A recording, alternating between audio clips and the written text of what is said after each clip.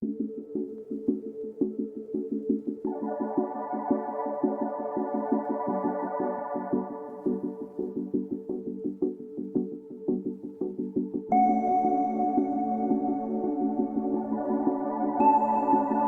day and welcome to the second installment of our NSF SECURE Analytics webinar series, published to our YouTube channel and our LinkedIn page. You can use the links below to subscribe and follow us.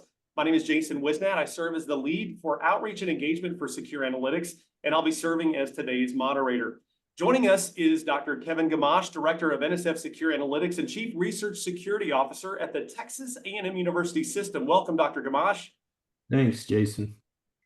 And also joining us is Dr. Glenn Tiffert, Deputy Director of NSF SECURE Analytics and Distinguished Research Fellow at the Hoover Institution at Stanford University. Thank you for joining us. Very happy to be here, Jason. Absolutely. So today's webinar is focused on NSF SECURE's Analytics' first issue of their quarterly advisory, China Refocuses its Science and Technology Ecosystem on Innovation and Security, which came out on June 30th. Both Dr. Gamache and Dr. Tiffert are co-editors for the first issue, which can be found via the link below or at our website at secure-analytics.org. Well, let's dive into the findings and implications. The first I want to punt to you, Dr. Gamache, is how does China's framing of technology as a battlefield affect the way U.S. institutions should think about research security? Well, Jason, China's framing of technology as a battlefield means that we as U.S. institutions must prioritize research security. This involves enhancing due diligence reviews, conducting risk assessments, fostering security awareness. Proper due diligence in international collaborations is crucial to prevent unintended technology transfer that could threaten national security. So a proactive approach is essential to navigating this new competitive landscape. Thank you, Dr. Gamache. And as we look at one of the second takeaways, touch points from the advisory, I want to stay with you. The advisory mentions full stack innovation chains. Can you tell us what the implications are of these for U.S. research institutions and their partnerships? Sure. So China's full stack innovation chains, which integrate universities, labs, industry, military, and investors, increases competition, increases IP theft, and technology transfer risks for U.S. research institutions. To counter these, U.S. universities should enhance research security, vet collaborations, educate their staff, strengthen internal controls, foster domestic partnerships, leverage government support, and uphold our own ethical standards. These steps will help protect intellectual assets and navigate global research complexities. Thank you, Dr. Gamache, for those insights. And for these next two takeaways, we want to go to Dr. Tiffert. And I'd like to ask you on this next one, how should we interpret China's emphasis on international collaboration in light of its strategic goals? Well, thanks, Jason. I think it's, first of all, very important to remember not to treat China as a monolith. Many Chinese scientists want the same thing that scientists everywhere want, which is to solve interesting problems, to advance the frontiers of human knowledge. But the Chinese state has other considerations that we have to be aware of. For the Chinese state, it embraces international research collaboration, but on its terms, under its supervision, and in furtherance of its objectives and interests. It set national targets for strategic industries in a variety of documents like Made in China 2025 and the medium and long-range S&T plans, and then it systematically backs out all of the pieces that it needs to achieve those targets.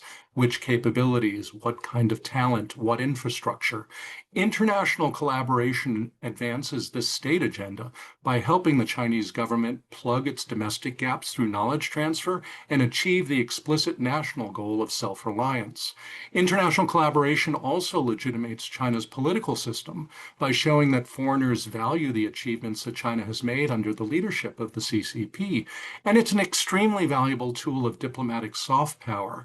China gets to show that the user facilities and the big science infrastructure projects that it is building on a massive scale are open to the world, especially partners from less wealthy countries who have struggled to get access to similar facilities in G7 countries.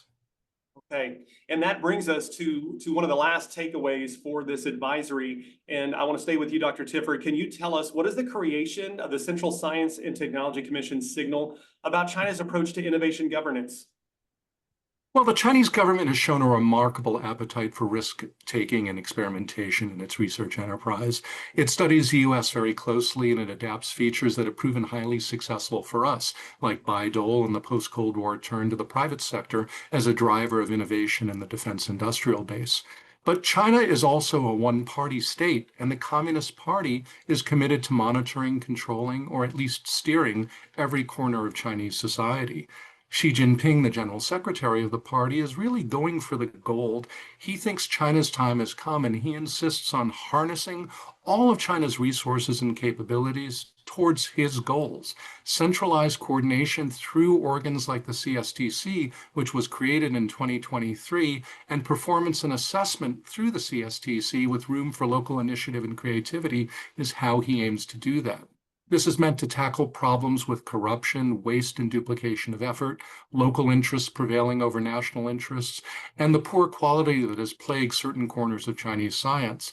It's meant to tie all of the players on the science and technology field, be it PIs, universities, private firms, venture capital, into a tight national team in which each partner plays its part for the greater good and achieves priority national targets. It's also a largely secret body, the CSTC, which is a change that belies the Chinese government's public embrace of open science. Excellent. Thank you for those insights, Dr. Tiffert. And that concludes our takeaways. I have one last question I want to ask Dr. Gamache as it relates to what role do new type research universities play in China's strategy, and how might they affect global academic networks?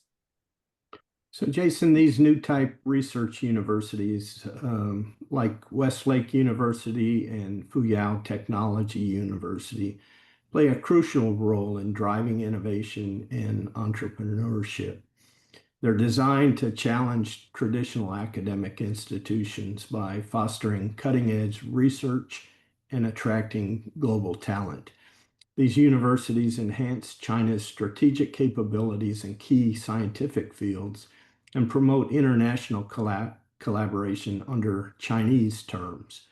The rise may shift global academic networks, increasing competition for top researchers and potentially altering the dynamics of international research partnerships. Excellent. Thank you so much, Dr. Gamache, for that last question. And I know it seems like a quick wrap, but that is our time for today. I want to thank you both for those insights. And I also want to remind everyone that they can go much deeper into this advisory by visiting our website or accessing the link below. This advisory and more research security resources are available on our Secure Analytics website, our LinkedIn page, but you can also subscribe to the free weekly Risk Media Bulletin. A big thank you to Dr. Gamache and Dr. Tiffert for joining us today. Hey, thank you, Jason. Thank you, Jason. Absolutely. We appreciate your expert insight, your leadership of NSF Secure Analytics, and also throughout the research security community. We look forward to continuing this series with future advisories that will help inform and protect the research enterprise. To that end, we ask everybody to stay tuned because Secure Analytics intends to publish its next advisory in September, which will examine Iran's science and technology ecosystem. Well, we thank you for tuning in, and we will see you next time.